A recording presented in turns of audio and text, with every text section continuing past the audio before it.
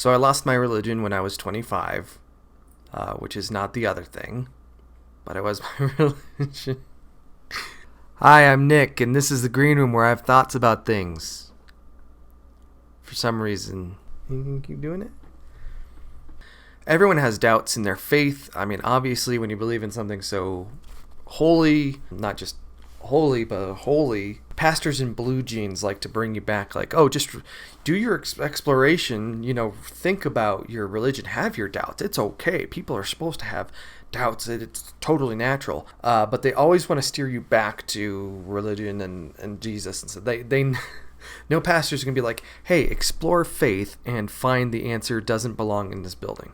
So it doesn't really matter what you reach, what your conclusions are, so long as you come back to Jesus in the end. That's or whatever. That's my experience is Christianity and Jesus, and do all the research you want, find your way back.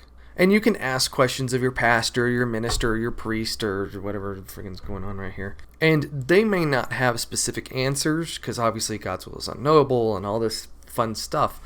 But they always want to steer you ultimately back to the same answer. It's like it doesn't matter what the individual answers are. The big answer is Jesus. And you can accept that for a while. You can accept that forever. Some people do. A lot of people do. But as I was growing up, I realized that it was becoming less and less convincing. It was less and less realistic to accept that as the end-all, be-all answer of everything. So I began to have thought experiments, essentially. Like I would try out prayer. I had a coworker who explained to me that God doesn't answer prayers and that it doesn't matter. And that was an interesting perspective because he was a Christian too. So then I would start doing a thought experiment on that. Like, okay, how much am I blessed? Or how much does my life change positively or negatively based on whether I pray or if I don't? And after so many weeks, after so many months of that, realizing that it had no effect whatsoever, that really kind of sowed some uncomfortable ideas in my head about where I was at with my religion. So I was like bump into things. And what my faith was. There really was just kind of a point where I realized that my walkie-talkie with God was a one-way thing. One way, I'm going to send stuff out, and if I get something back, I won't know that it's God or not, and not just the world happening as it's designed. And then I started getting into the harder stuff, like all the evidence against religion or pro-evolution or just pro-science that I had ignored because it wasn't biblically based. So I had this thought experiment. This was a summer years and years ago, over a decade ago, where I took all of that evidence and I said, what if everything that I know right now is wrong? What if all that's wrong and I have to start from scratch?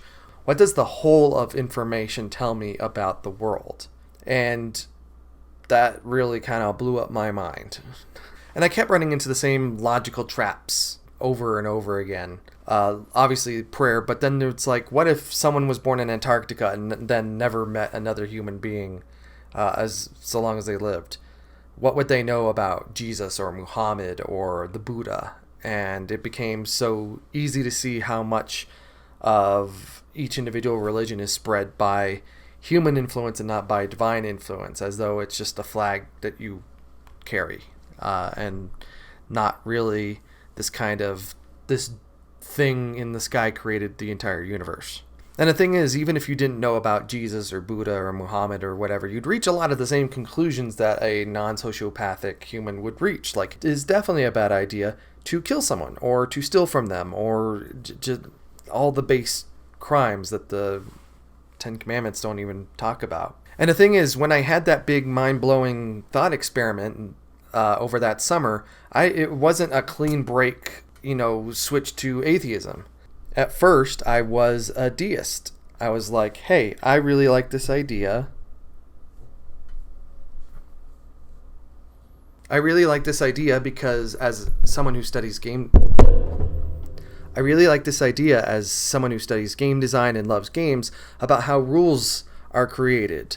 to manage things, like when you're playing a multiplayer game and the fire rate of this gun is this and the damage is this, and you see so many constants in the universe and this and that. And so I took up deism, which is basically there was a divine creator. They set up the universe in motion, and they set all these rules and then just kind of let it be.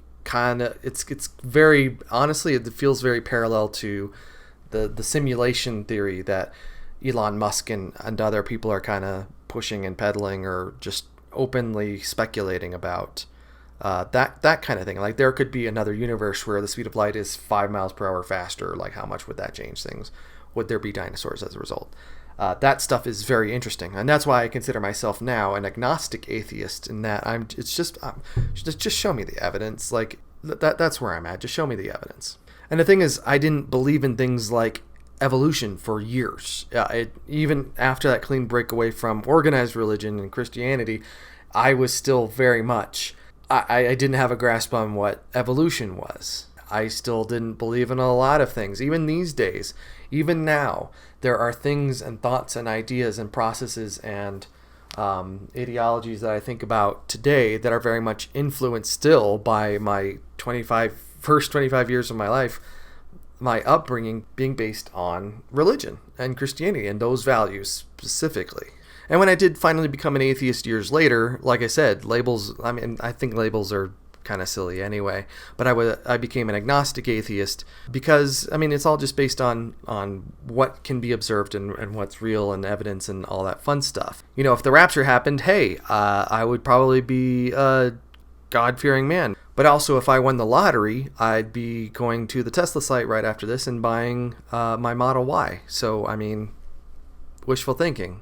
But one core tenet of Christianity that they taught and probably didn't practice nearly enough is empathy. And one of the first figures I studied running and understanding and learning atheism was Richard Dawkins, who has this kind of theory of, or this doctrine of, militant atheism, where it is our job to go out and, as though we are some sort of army, some sort of organized group, to go out and prove and save these religious adherents from, their friggin' illogic nonsense.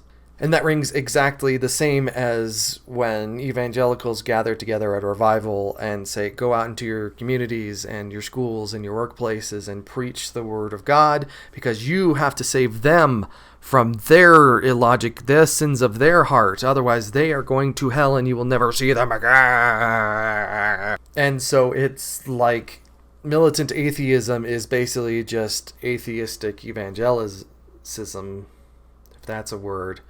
And I can't abide by that at all. I think that's honestly kind of disgusting. Now, the thing is, there are absolutely times, and I say this as a privileged white man, that religious people and their ideals deprive people of basic human rights, which is very disgusting, absolutely abhorrent. And that's the time where you have to speak up and don't let those people do that.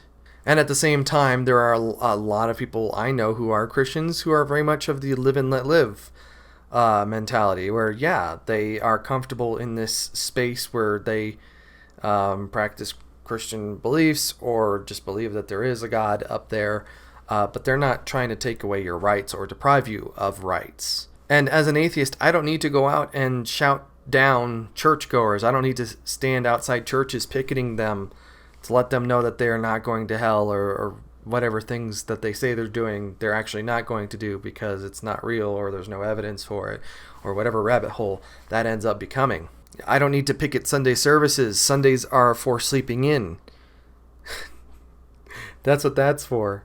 But again, when you and your congregation are going out there and trying to influence the world and influence politicians and get politicians elected who are trying to make things worse for so many people who aren't you, because churches are among the most segregated bodies in this entire country, that's when I have really big issue with religion. So for the militant atheists out there, the ones that have to go out there and show the world, the religious world, that they're wrong, take a fucking chill pill, relax, God. I have a main channel where I do gaming, long video game videos, and you should check it out. And it's at the thing that's on your screen right now. Go check it out. If you have some ideas about what I should have a think about, think a thought, you can suggest something in the tip jar. You can. I can't guarantee that I'll actually do it. Like black licorice is better than red licorice, stuff like that. And don't forget to